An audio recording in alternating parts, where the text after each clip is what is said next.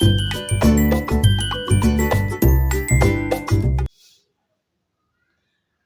My dear friends, hello my dear students, कैसे हैं आप सब।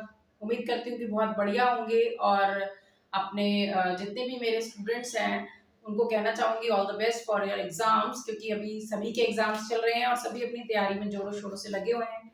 और मैं चाहती हूँ कि बहुत अच्छा करें आप अपने एग्जाम्स में, क्योंकि आपका जो करियर है वही आपकी लाइफ बनाएगा। ठीक है। और थोड़ा सा और यहाँ कहूँगी कि जो छोटी छोटी मतलब मिस्टेक्स करते हैं ना, बहुत सिली मिस्टेक्स करते हैं, उनका ध्यान जरूर रखिए, क्योंकि बच्चे जो हैं वो बहुत अच्छा करके आते हैं अपनी पूरी कोशिश से, लेकिन वो कहीं ना कहीं छोटी सी मिस्टेक्स कर जाते हैं। और ये भी उम्मीद करती हूँ कि जो भी मैं वीडियोस बना रही हूँ, छोटी छोटी जो मेरी वीडियोस बन रही हैं और आप बहुत उसको सपोर्ट कर रहे हैं, मुझे मोटिवेट कर रहे हैं, तो ये आपको कहीं ना कहीं थोड़ी सी हेल्प मिल रही होगी। चलिए, अब इसी के साथ अब नेक्स्ट जो मैं आज वीडियो बनाने वाली हूँ और जो मैं आपको पढ़ाने वाली हूँ, तो हमने प्रीवियस जो मैंने वीडियो बनाई थी पार्ट 1 था, वो इसका ही पार्ट 2 है ये। ठीक है। तो लास्ट हमने क्या किया था, हमने जो ग्लैंड्स ऑफ देखे थे हमने टू टाइप्स के, एक्सोक्राइन और एंडोक्राइन। और मैंने डिफरेंट टाइप्स ऑफ ग्लैंड्स की लोकेशन आपको बताई थी। और उसके साथ साथ मैंने क्या बताया था कि उसमें मैंने पिट्यूटरी ग्लैंड और हाइपोथैलेमस, दो ग्लैंड्स के मैंने आपको फंक्शंस भी बता दिए थे। ठीक है। Now in this video I will discuss the function of rest of the glands, जो मैंने आपको टोटल नंबर ऑफ ग्लैंड्स लिखवाए। ठीक है। तो चलिए स्टार्ट करते हैं। चलिए सब ध्यान से देखेंगे। तो सबसे पहले हमारे पास थर्ड नंबर पे कौन सी बताई थी मैंने आपको, पीनियल ग्लैंड का भी फंक्शन बता दिया था मैंने, स्लीपिंग साइकिल का कंट्रोल करने का। और मैंने आपको बताया था उसको हम बायोलॉजिकल क्लॉक भी कहते हैं। जिसने नहीं देखा हो लास्ट प्रीवियस वाली वीडियो आप मेरी देखना। और अब हम चल रहे हैं हमारे थायराइड ग्लैंड की तरफ। ठीक है। तो थर्ड नंबर में मैंने आपको क्या बताई थी बेटा, थायराइड ग्लैंड, थायराइड बताई थी। और मैंने आपको इसकी लोकेशन कहाँ बताई थी, इसकी लोकेशन है हमारे कहाँ, थ्रॉट में। ठीक है। आपको ये बताऊं, हमारे थ्रॉट में बटरफ्लाई शेप की, ऐसे बटरफ्लाई शेप की ये ग्लैंड होती है। और कहाँ होती है, हमारे जो ट्रैकिया है, ट्रैकिया के बिल्कुल बैक साइड पे, लैरिंग्स के थोड़ा सा मतलब नीचे बोलेंगे हम, और ट्रैकिया के थोड़ा बैक साइड पे होती है। और ये बटरफ्लाई शेप की लार्जेस्ट ग्लैंड है। आप इसको क्या बोलोगे, ये इस तरीके से होती है, ऐसे बटरफ्लाई शेप की। और ये लार्जेस्ट ग्लैंड है। पर आप कहोगे मैम लार्जेस्ट ग्लैंड तो हमने पढ़ा है कि लिवर होती है हमारी बॉडी के अंदर, बिल्कुल ठीक पढ़ा है कि लार्जेस्ट ग्लैंड लिवर होती है। लेकिन लिवर हमारा ऑर्गन है। देखो, कुछ ऐसे ऑर्गन्स हैं जो हार्मोन सिक्रीट करते हैं और वो ग्लैंड की तरह काम करते हैं, मतलब हार्मोन सिक्रीट कर रहे हैं तो वो ग्लैंड की तरह भी काम कर रहे हैं। इसके साथ साथ अगर आपसे कोई पूछे कि आपकी बॉडी में लार्जेस्ट ग्लैंड कौन सी है, तो आप लिवर बताओगे। अगर वो बोलता है कि ऐसी ग्लैंड बताओ जो ऑर्गन की तरह काम नहीं कर रही, सिर्फ वो ग्लैंड है उसको हार्मोन सिक्रीट कर रही है, तब हमारा थायराइड आएगा। मतलब थायराइड हमारी लार्जेस्ट ग्लैंड है अगर ग्लैंड्स में पूछा जाए। अगर हम ऑर्गन्स को भी इंक्लूड करते हैं तो फिर लिवर हमारी लार्जेस्ट ग्लैंड होती है। तो ये बटरफ्लाई शेप की लार्जेस्ट ग्लैंड हो गई आपकी। ठीक है। अब ये क्या करती है, ये आपकी थायरोक्सिन हार्मोन, थायरोक्सिन हार्मोन को बना रही है बॉडी में। थायरोक्सिन हार्मोन बनता है इससे हमारी बॉडी में। अब थायरोक्सिन हार्मोन किसकी प्रेजेंस में बनेगा, थायरोक्सिन हार्मोन आयोडीन की प्रेजेंस में बनेगा।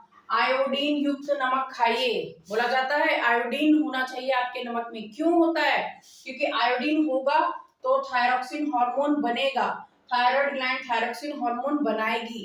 अब मान लिया आपकी डाइट में आयोडीन नहीं है, आयोडीन नहीं है तो क्या होगा, थायरोक्सिन हार्मोन नहीं बनेगा या कम बनेगा। तो ये ग्लैंड क्या हो गई, ये ग्लैंड नॉन फंक्शनल हो गई, ये ग्लैंड नॉन फंक्शनल हो गई। या हम कहने लगे कि फंक्शनल तो है पर प्रॉपर फंक्शन नहीं कर रही। तो उस स्टेज में क्या होता है, ये ग्लैंड स्वेल अप हो जाती है, स्वेलिंग हो जाएगी, इस ग्लैंड में स्वेल अप हो जाएगी। और उसी को क्या कहते हैं, गॉइटर। गॉइटर डिजीज सुनी है आपने, गॉइटर हो जाता है। गॉइटर डिजीज जो है वो क्या है, गॉइटर डिजीज आपकी थायराइड ग्लैंड का स्वेलअप हो जाना ही होता है। ठीक है। अब ये तो समझ में आ गया। अब हम इसके फंक्शन देखें भी, क्या फंक्शन है, क्या फंक्शन है हमारा इस ग्लैंड का, थायरोक्सिन ग्लैंड का हमारा क्या फंक्शन होगा।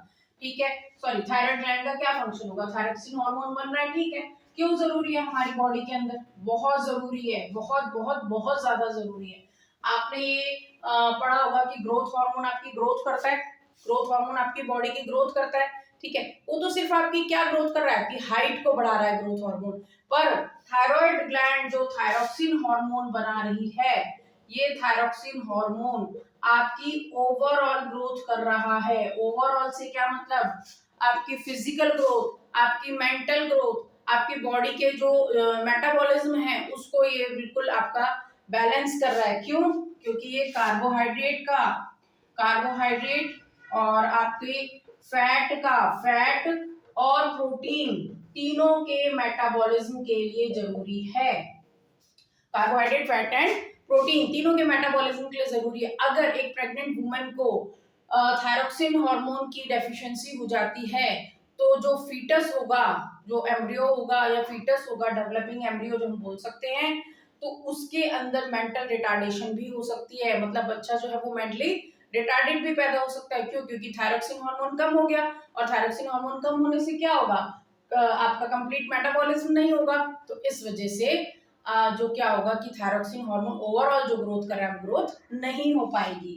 एक तो ये बात समझ में आई हमको, ठीक है। एक फंक्शन तो ये हो गया, ठीक है। एक आपने अगर टर्म सुनी हो बेटा, तो एक टर्म होती है मेटामॉर्फोसिस।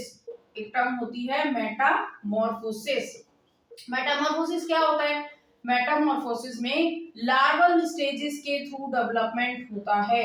आप कहोगे लार्वल स्टेजेस, अगर किसी के इंसेक्ट्स के अंदर आपने देखा होगा, बटरफ्लाई, हाउस फ्लाई, कॉकरोच, जितने भी इंसेक्ट्स आप देखते हो जो आर्थ्रोपोडा के अंदर आते हैं, उनके अंदर मेटामॉर्फोसिस होती है। मतलब उनमें जो डेवलपमेंट होता है वो लार्वल स्टेजेस के थ्रू होता है। बटरफ्लाई में आपने सुना होगा कैटरपिलर लार्वा, और आपके बहुत सारे अलग अलग तरीके के मैगोट लार्वा। मैगोट लार्वा किसका होता है?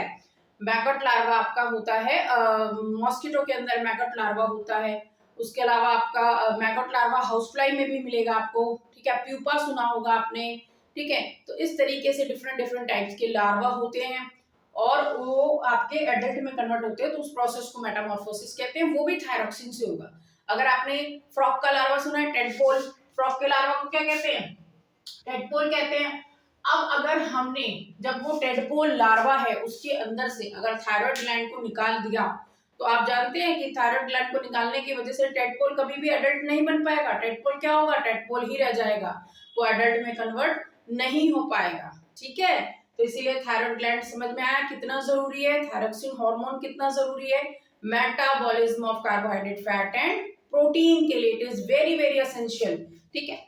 अब चलिए दूसरा देखते हैं हम, पैराथायराइड। ये समझ में आ गया आपको, मेटामॉर्फोसिस के लिए इंपॉर्टेंट है, और कार्बोहाइड्रेट, फैट एंड प्रोटीन के मेटाबॉलिज्म के लिए इंपॉर्टेंट है। मेटामॉर्फोसिस और मेटाबॉलिज्म दोनों बातें याद रखना। चलिए अब आ जाते हैं हम पैराथायराइड ग्लैंड। नेक्स्ट आती है आपकी पैराथायराइड ग्लैंड। पैराथायराइड ग्लैंड कहाँ होती है? यही होती है। इसी थायराइड ग्लैंड को दोबारा बनाते हैं, और इसी थायराइड ग्लैंड जो बटरफ्लाई शेप ग्लैंड है, इसी के चारों कोनों पर, यहाँ चारों कोनों पर आपके 4 पैराथायराइड ग्लैंड्स होती हैं। और ये क्या करती हैं? ये कैल्शियम आयन रिलीज करती हैं। ये फास्फोरस, बॉडी में आपके जो है फास्फोरस और कैल्शियम का मेटाबॉलिज्म करती हैं। और ये क्या हार्मोन रिलीज करेंगी? ये पैराथॉर्मोन, हार्मोन, और कैल्सीटोनिन। कैल्सीटोनिन भी एक हार्मोन होता है हमारी बॉडी में। कैल्सीटोनिन और पैराथॉर्मोन हार्मोन, ये दोनों हार्मोन जो रिलीज हो रहे हैं वो पैराथायराइड ग्लैंड कर रही है। और ये 4 टाइप की हमारी है, और थायराइड ग्लैंड के अंदर ही है 4 टाइप्स की। तो ये क्या कर रही है? मेटाबॉलिज्म या बैलेंस, मेटाबॉलिज्म भी मत लिखो, बैलेंस लिखो। बैलेंस कर रही है किसका? Balance of calcium and phosphorus, balance of calcium and phosphorus. तो ये बहुत इंपॉर्टेंट है। आपसे ये क्वेश्चंस बिल्कुल डायरेक्ट पूछे जाते हैं, कोई इसके अंदर घुमा फिरा के चीज नहीं आती है। डायरेक्ट क्वेश्चन आते हैं, डायरेक्ट आपको फंक्शंस दे रखे होंगे, हो सकता है 5 फंक्शंस दे दें और आपको 5 हार्मोन के नाम लिखने, सीधा 5 मार्क्स मिल जाए। मतलब बहुत ही अच्छा स्कोर गेन करने का आपका ये जो क्वेश्चंस है ना, इसमें बहुत इजीली स्कोर गेन किया जा सकता है। बहुत ज्यादा ऐसी चीजें नहीं है कि आपको याद नहीं होंगे या याद रखनी बड़ी मुश्किल होंगी, ऐसा कुछ भी नहीं होगा, ठीक है। अब हम नेक्स्ट आते हैं thymus. Very very important, thymus. Thymus के बारे में एक और आपको बहुत अच्छी बात बताऊं मैं। थाइमस ग्लैंड जो है ये चेस्ट बोन के पास होती है, मैंने आपको कल बताया था। और 12 साल की उम्र से, मतलब जब बच्चा पैदा हुआ तब से 12 इयर्स तक का जब होगा वो, तब ये ग्लैंड बॉडी में क्या होगी, ग्रो करती रहेगी, मतलब इंक्रीज करती रहेगी, साइज में बढ़ती रहेगी। लेकिन 12 साल की उम्र के बाद क्या होगा, 12 साल की उम्र के बाद ये घटना शुरू हो जाएगी, ये ग्लैंड मतलब डिक्रीज होनी शुरू हो जाएगी हमारी बॉडी में, ये ग्रो नहीं करेगी उतना। क्यों? क्योंकि इस ग्लैंड का काम क्या है, इस ग्लैंड का काम क्या होता है पता है आपको? एंटीबॉडीज बनती है हमारी बॉडी के अंदर। एंटीबॉडीज क्या होती है, एंटीबॉडीज क्या होती है देखो, एंटीबॉडीज एंड एंटीजन दो होते हैं, ठीक है। आपके अंदर एंटीबॉडीज और एंटीजन दो होते हैं। एंटीजन जो बाहर से कोई भी फॉरेन पार्टिकल, वायरस, बैक्टीरिया, कोई भी पैथोजन आपकी बॉडी के अंदर जो एंटर कर रहा है, आपको डिजीज कॉज कर रहा है, आपको इन्फेक्शन पहुंचा रहा है, वो एंटीजन है, ठीक है। और उसके लिए हमारी बॉडी जो क्योर करने के लिए जो सेल्स बना रही है वो एंटीबॉडीज है। एंटीबॉडीज जो बनाती है ना वो आपके व्हाइट ब्लड सेल्स, ये तो बहुत छोटी क्लास से पढ़ते आ रहे हो, white blood cells are the soldiers of the body, they fight against the infection. तो ये एंटीबॉडीज जो बनती है ये हमारे बी सेल्स बनाते हैं, और लिम्फोसाइट्स होते हैं हमारे दो तरीके के, बी और टी। तो ये जो बी सेल्स हैं ये हमारे एंटीबॉडीज बनाते हैं, और एक टी सेल्स होते हैं जो इनकी हेल्प करते हैं, इनको हम हेल्पर टी सेल्स बोलते हैं, हेल्पर टी सेल्स। ये क्या करते हैं, ये इनकी हेल्प करते हैं एंटीबॉडीज बनाने में, मतलब अकेले तो नहीं बना सकते पर बी सेल्स की मदद कर देते हैं, ठीक है। तो बी सेल्स जो है ये एंटीबॉडीज अकेले भी बना लेंगे, लेकिन टी सेल्स इसकी हेल्प करता है, ठीक है। अब थाइमस ग्लैंड इसी टी सेल्स को बना रही है, ये टी सेल्स को बना रही है जिससे कि आपकी बॉडी में एंटीबॉडीज बन रही हैं। अब अगर आपकी बॉडी में टी सेल्स बन रहे हैं तो एंटीबॉडीज बनती चली जाएंगी। एक छोटा बच्चा जो होता है जो अपनी केयर नहीं कर पाता, किसी भी छोटे बच्चे को हमको क्या करते हैं, कोई चीज देते हैं, क्या करता है वो सबसे पहले उसे पकड़ेगा, मुंह में डालेगा। क्यों? क्योंकि उसे लगेगा अरे खाने की कोई चीज है, खिलौना भी दोगे तो वो मुंह में डालता है। क्यों? क्योंकि उसको खाने के लिए तो इंसान जी रहा है, ठीक है। इंसान किस लिए जी रहा है? खाने के लिए जी रहा है। तो अब बच्चा जो है खैर वो तो उसे तो नहीं पता, लेकिन फिर भी उसको क्या होता है, जो भी चीज दोगे आप सीधा मुंह में ही डालता है, वो मुंह में लेता है, ठीक है। तो इसका मतलब उसकी बॉडी, उसके अंदर इन्फेक्शन के चांसेस बहुत ज्यादा है, बैक्टीरिया या वायरस या कोई भी पैथोजन उसकी बॉडी को बहुत जल्दी इन्फेक्ट कर सकता है। अब वो तो मासूम है, उसको कुछ नहीं पता, वो अपनी केयर कर नहीं सकता। तो नेचर ने क्या किया, नेचर ने सब कुछ बैलेंस बना के चला। नेचर ने क्या किया, उसकी थाइमस ग्लैंड को बहुत एक्टिव कर दिया, ठीक है। आज की डेट में हम क्या करते हैं, आज की डेट में हम अपने बच्चे को मिट्टी में नहीं खेलने देते, ठीक है। हम बहुत हाइजीनिक कंडीशंस में रखते हैं। लेकिन आप देखोगे मतलब जैसे कोई आपके लेबर होते हैं, जो मजदूर होते हैं, या जो ऐसे हैं जो इतनी सुविधा नहीं दे सकते, उनके बच्चे पूरे दिन मिट्टी में खेलते हैं। उनके बच्चे कोई वो हाइजीनिक कंडीशन में नहीं रखते, कुछ दिया बिना हाथ धोए खा लिया, वो नहीं बोलते बेटा जाओ हाथ धो के आओ। और आप मानोगे नहीं कि शायद आपको इतना पता चले कि जो उनकी इम्यूनिटी जो होती है ना वो हमारे बच्चों की इम्यूनिटी से ज्यादा स्ट्रांग है, और वो इतनी जल्दी बीमार नहीं पड़ते। हमारे तो बच्चों को क्या होगा, जब तक हम डॉक्टर के पास 500 रुपए नहीं दे के आएंगे तब तक हमारा बच्चा ठीक नहीं होता है, ठीक है। क्यों? क्योंकि हमने उसको हाइजीनिक कंडीशन में रखा है। बट ये तो चलो एक बात हो गई, अलग डिस्कशन हो गया। तो जो थाइमस ग्लैंड है वो हमारे बच्चों के अंदर जो है वो बहुत ज्यादा डेवलप होती है, जिससे उनके अंदर एंटीबॉडीज जो है वो बहुत ज्यादा बनती हैं। 12 साल की उम्र तक इतनी एंटीबॉडीज बन जाती हैं कि आगे जब भी कुछ इन्फेक्शन होगा बच्चे को तो उसकी बॉडी एक तरीके से इजीली क्योर हो जाएगी, ठीक है। लेकिन 12 साल की उम्र के बाद एक बच्चे को समझ आ जाती है, उसको अपने मतलब केयर करनी आ जाती है, और वो अपने आप को एक मतलब साफ सुथरा रखना और अपना ध्यान रखना उसको आ जाता है। तो उसको थोड़ा सा इतनी जल्दी इन्फेक्शन नहीं लगेगा, और थाइमस ग्लैंड इसलिए भी रिड्यूस होने लगती है कि इतनी एंटीबॉडीज डेवलप हो गई कि उसकी इम्यूनिटी स्ट्रांग हो चुकी है। और धीरे धीरे धीरे धीरे क्या होगा, ये एडल्ट में जाकर ये थाइमस ग्लैंड बिल्कुल ही खत्म हो जाती है। Is it clear? तो ये थाइमस ग्लैंड है और आपकी थाइमस ग्लैंड यही काम करती है, ठीक है। ये बात चलिए अब आगे चलते हैं हम। थाइमस ग्लैंड हो गया, अब कौन सी आती है? थाइमस के बाद कौन सी बताई थी मैंने? नेक्स्ट थी चेस्ट बोन के पास थाइमस थी। नीचे आ जाते हैं बॉडी के पार्ट में, तो हमारे पास अब आ जाता है pancreas. Very very very much important, pancreas. Pancreas क्या है? पेंक्रियाज हमारी एक ऐसी ग्लैंड है जो कि मैंने बताया था, इसे हम हेट्रोक्राइन ग्लैंड भी कहते हैं, ये दोनों की तरह काम करती है, और इसे हम मिक्स ग्लैंड भी कहते हैं। क्यों? क्योंकि ये एंडोक्राइन की तरह भी काम कर रही है और ये एक्सोक्राइन की तरह भी काम कर रही है। एंडोक्राइन और एक्सोक्राइन दोनों की तरह काम कर रही है। जब ये पैंक्रियाटिक जूस रिलीज करती है डाइजेशन के लिए, पैंक्रियाटिक जूस में कौन सी 3 चीजें होती हैं, बहुत अच्छे से पढ़ाया हुआ है, कमेंट में आप मुझे लिख के बताएंगे। जो जो बच्चों को मैंने पढ़ाया है वो कमेंट में मेरे को लिख के बताएंगे पैंक्रियाटिक जूस में कौन सी 3 चीजें हैं, वो आप बताओगे, ठीक है। इसको मैं अभी नहीं बता रही हूँ, नहीं बताओगे तो मुझे तो बताना ही है, फिर वो डाइजेशन में बात करेंगे, ठीक है। एंडोक्राइन ग्लैंड की बात करें तो एंडोक्राइन की तरह ये काम करती है। तो ये क्या करती है, इसमें देखो आपके सेल्स होते हैं अल्फा सेल्स और बीटा सेल्स, अल्फा सेल्स होते हैं और बीटा सेल्स होते हैं। लैंगरहैंस, आइसलेट ऑफ लैंगरहैंस बोलते हैं, आइसलेट ऑफ लैंगरहैंस, लैंगरहैंस ये होता है हमारा, अगर आपको कहीं ये लिखा मिल जाए beta cells of islet of Langerhans, मतलब कि ये एक साइंटिस्ट थे, लैंगरहैंस साइंटिस्ट के नाम पर ये नाम रखा गया है। और इन्होंने ये बीटा सेल्स जो है ये क्या करते हैं, ये आपके इंसुलिन हार्मोन रिलीज करते हैं, इंसुलिन हार्मोन रिलीज करते हैं। अल्फा सेल क्या करते हैं, ग्लूकागॉन हार्मोन रिलीज करते हैं, glucagon, alpha cell glucagon hormone release करते हैं और beta cell insulin hormone release करते हैं। और उससे आपका क्या होता है, ब्लड में शुगर लेवल का बैलेंस बनता है।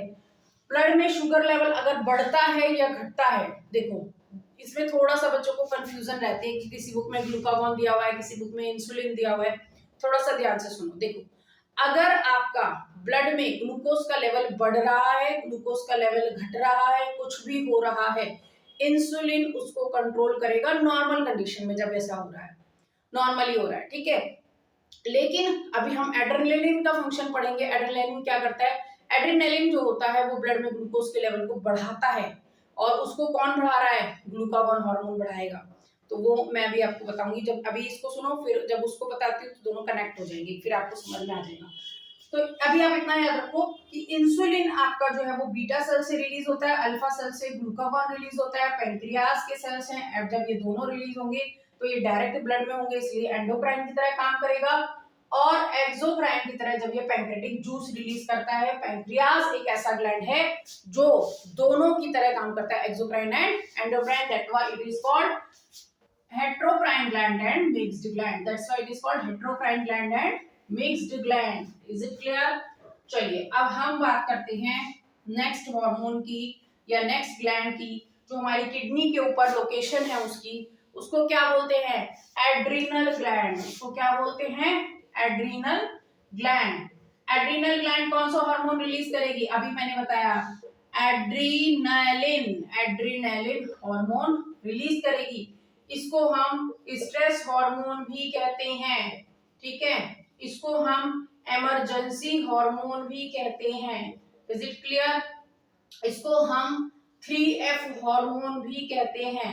3F हार्मोन का मतलब, 3F से क्या मतलब है, फाइट, ठीक है, फियर और फ्लाइट। इसको हम फाइट, फियर और फ्लाइट, इन तीनों सिचुएशन में क्या होगा, देखो जब आपको डर लगता है तो क्या होता है, धड़कन बढ़ जाती है, हार्ट बीट फास्ट हो जाती है, बीपी हाई हो जाता है। और और क्या होगा, जब आपको डर लगता है आपको बहुत ज्यादा एनर्जी चाहिए होती है, क्यों, क्योंकि जब डर लग रहा है किसी चीज से तो भागोगे वहां पे या वहां पे खड़े रहोगे, ठीक है।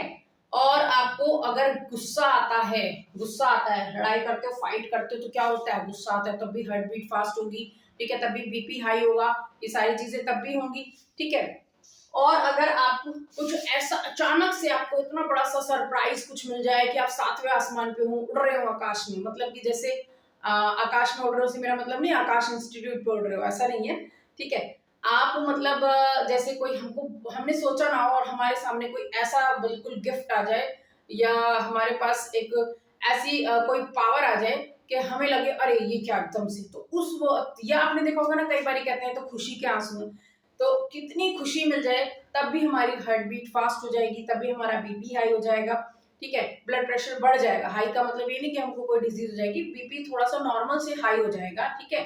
और इसमें इन सब चीजों में क्या होगा, रेस्पिरेशन रेट, आपका ब्रीदिंग रेट जो है वो भी बढ़ जाता है, ठीक है। तो इन सब में एड्रेनलिन हार्मोन हमारी बॉडी में रिलीज होता है। और ये सब क्यों होता है, ऐसा क्यों होता है, देखो जब आपको कोई डर लगता है, कोई आपको कोई फाइट, फ्लाइट या फियर, तीनों ही कंडीशन में हमको क्या चाहिए, एनर्जी चाहिए, बहुत ज्यादा एनर्जी चाहिए। और एनर्जी हमको किससे मिलती है, जब हम खाना खाते हैं हमको एनर्जी मिलती है। और खाना खाने से एनर्जी क्यों मिल रही है, क्योंकि ग्लूकोज मेटाबोलाइज हो रहा है तो एनर्जी मिल रही है। अब हमको कोई ऐसी सिचुएशन आ गई, कोई हमारे पास डेंजर सिचुएशन आ गई, स्केरी सिचुएशन आ गई और हमको वहां से भागना है, तो हम क्या करेंगे, खाना खाने बैठ जाएंगे? नहीं, हमारी बॉडी में क्या होगा, हमारी बॉडी में लिवर में क्या स्टोर है, फूड स्टोर है हमारा। किस फॉर्म में स्टोर है, ग्लाइकोजन की फॉर्म में स्टोर है। तो ग्लाइकोजन की फॉर्म में जो फूड स्टोर है लिवर के अंदर, आपके लिवर में, यहाँ पर आपका ये लिवर है, इसमें क्या है, ग्लाइकोजन है। और ये ग्लाइकोजन किस में आएगा, ब्लड में आएगा, और ये किसमें, ग्लूकोज में कन्वर्ट होने लगेगा। ठीक है, ग्लाइकोनियोजेनेसिस एक प्रोसेस होता है और ग्लूकोनियोजेनेसिस एक प्रोसेस होता है। तो ग्लाइकोनियोजेनेसिस प्रोसेस होगा, आपका ग्लाइकोजन कन्वर्ट होने लगेगा किसमें, ग्लूकोज में, और ग्लूकोज बहुत जल्दी मेटाबोलाइज होने लगेगा और आपको ब्लड में एनर्जी, मतलब ग्लूकोज का लेवल बढ़ जाएगा एकदम से, और इंस्टेंट एनर्जी मिलेगी और आप वहां से भाग लोगे या लड़ लोगे या जो भी आपकी कंडीशन रहेगी वहां की। ठीक है, अब क्या होगा, अब आपको, ठीक है, आप भाग गए वहां से या लड़ लिए, अब आपको शांत भी तो कराएगा कोई, अगर लड़ोगे तो शांत कराएगा, और भागोगे तो चलो उस स्केरी सिचुएशन से निकल के आप एक नॉर्मल सिचुएशन में आ गए। अब आपको शांत भी तो होना है, जब आप शांत होगे तो बीपी भी नॉर्मल आना चाहिए, हार्ट बीट भी नॉर्मल हो जानी चाहिए, और क्या होगा, और आपका जो रेस्पिरेशन रेट है, ब्रीदिंग रेट है, सब कुछ कंट्रोल नॉर्मल आ जाना चाहिए। अब उसको नॉर्मल कौन करेगा, भाई ग्लूकागॉन ने क्या करा, ग्लूकागॉन ने तो यहाँ पर ग्लाइकोजन को ग्लूकोज में कन्वर्ट करने का काम किसने करा, ग्लूकागॉन ने करा। देखो यहाँ पे मैं थोड़ा सा इसको यहाँ लिखती हूँ, आपको वहाँ कॉर्नर पे शायद विजिबल ना हो। तो आपको क्या हुआ कि ग्लूकोज ने ग्लाइकोजन जो है आपका, जो स्टोर फूड था हमारा, वो किस में कन्वर्ट होने लगा, वो ग्लूकोज में कन्वर्ट होने लगा फटाफट। क्यों, एनर्जी चाहिए इंस्टेंट, और किसने किया, ग्लूकागॉन ने किया उस टाइम पे। क्यों, उस टाइम पे हमको ग्लूकागॉन ने क्या करा, एनर्जी दे दी, इंस्टेंट एनर्जी दे दी, और हमारा जो है ब्लड में ग्लूकोज का लेवल बढ़ गया। अब हम नॉर्मल आ गए, मान लिया 10 मिनट बाद ही हम नॉर्मल हो गए, शांत हो गए, हम शांत कराया हमें किसी ने, तो अब ये ग्लूकोज का लेवल तो बढ़ गया था, अब इसको घटाना भी तो पड़ेगा, तो इसको कौन घटाएगा, इंसुलिन इसको बैलेंस करेगा, इंसुलिन इसको बैलेंस करेगा और इसको आपके कंट्रोल करेगा। तो इस तरीके से जो आपका हार्मोन है ये कंट्रोल करता है। तो हमारी स्केरी सिचुएशन में हुआ ग्लूकागॉन ने। नॉर्मल सिचुएशन में अगर ब्लड का ग्लूकोज का लेवल बढ़ रहा है, घट रहा है, इंसुलिन उसको मेंटेन कर रहा है। कई बार क्या होता है, इंसुलिन जो है वो नॉन फंक्शनल हो जाता है, या आपकी बॉडी में बन तो रहा है पर कम बन रहा है, तो ब्लड में ग्लूकोज का लेवल बढ़ा ही रह गया। क्यों, क्योंकि इंसुलिन काम नहीं कर रहा। तो उस केस में पर्सन क्या है, person is suffering from diabetes, वो डायबिटीज से सफर करने लगता है। और डायबिटिक जो पेशेंट होते हैं वो दो तरीके की डायबिटीज के शिकार हो जाते हैं, डायबिटीज मेलाइटस और डायबिटीज इंसिपिडस। मेलाइटस मतलब ब्लड में ग्लूकोज का लेवल बढ़ गया। आपने सुना होगा कई लोग होते हैं चीनी फीकी चाय पीनी है या मीठा नहीं खाना है, आजकल तो बहुत नॉर्मल हो गई है डायबिटीज, सभी में मिलती है आपको। और एक डायबिटीज होती है इंसिपिडस, जहाँ पे आपके ग्लूकोज का लेवल जो है वो घट गया है, कम हो गया है, तो वहां पर आपको शुगर लेनी होती है, मतलब एक्स्ट्रा लेनी होती है। ठीक है, तो इस तरीके से हम ये देखते हैं एड्रेनालिन इस काम को करता है। Is it clear? चलिए, तो ये हमारा हो गया एड्रेनालिन का फंक्शन। अब हम बात करते हैं नेक्स्ट, हमारे पास जो दो हार्मोन है, वैसे तो वो हमारे रिप्रोडक्टिव ऑर्गन्स में है, तो वो रिप्रोडक्शन वाले चैप्टर में और डिटेल में मैं कराऊंगी उसको जब उसकी वीडियो बनाऊंगी। फिलहाल उसका थोड़ा बेसिक फंक्शन बता देती हूँ। देखो, मेल्स के अंदर, अगर फीमेल्स के अंदर बात करें तो ओवरीज होती है, और मेल्स के अंदर बात करें तो टेस्टीज होते हैं। ठीक है, टेस्टीज अगर प्लूरल में लिखोगे ऐसे होता है, कई जगह पे आपको स्पेलिंग ऐसे भी मिलेगी, तो सिंगुलर में ऐसे होती है। तो ओवरीज जो है वो हमारी क्या करती है, वो हमारा रिप्रोडक्टिव पार्ट है, तो वो हमारा कौन सा हार्मोन रिलीज करेगी, oestrogen hormone. Oestrogen hormone release करती हैं। और एक और आपने फीमेल में हार्मोन होता है प्रोजेस्टेरॉन, लेकिन ये हम मेंस्ट्रुअल साइकिल में इसका रोल है वो बाद में पढ़ेंगे। ठीक है, तो एस्ट्रोजन जो होता है ये हमारा सेक्स हार्मोन है फीमेल की बॉडी के अंदर, और मेल की बॉडी के अंदर होता है टेस्टोस्टेरोन। टेस्टोस्टेरोन ये क्या करता है, ये दोनों ही हार्मोन, ये फीमेल की बॉडी में प्राइमरी सेक्सुअल कैरेक्टर, ठीक है, और सेकेंडरी सेक्सुअल कैरेक्टर के डेवलपमेंट में बहुत इंपॉर्टेंट रोल प्ले करता है। और ये भी same primary and secondary sexual character primary and secondary sexual character में रोल प्ले करता है। अब प्राइमरी क्या होते हैं और सेकेंडरी क्या होते हैं? देखो, प्राइमरी कैरेक्टर तो हो गया कि गैमीट का बनना, मेल गैमीट का बनना और फीमेल गैमीट का बनना, ये तो पहला फंक्शन है प्राइमरी कैरेक्टर। सेकेंडरी क्या होगा?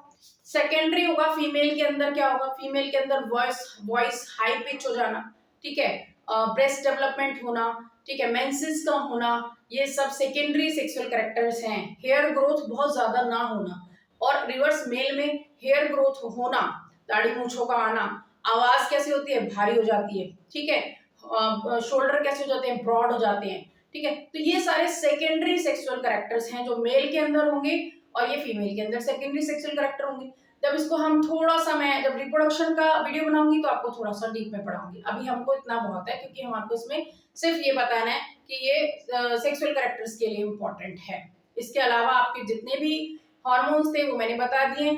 और अब नेक्स्ट एक वीडियो जो मेरी आएगी उसमें मैं कंट्रोल कोऑर्डिनेशन से ही चल रहे हैं अभी हम, तो मैं उसमें आपको पार्ट्स ऑफ ब्रेन और रिफ्लेक्स सेक्शन उससे रिलेटेड कुछ चीजें बताऊंगी, थोड़ा सा एक्स्ट्रा भी बताऊंगी। Thank you so much. I hope आपको ये वीडियो पसंद आएगी और इससे आपको जो भी नॉलेज मैंने दी है वो शेयर की है आपके साथ, वो आपके काम आएगी। तो thank you and all the best for exams for my dear students. Thank you.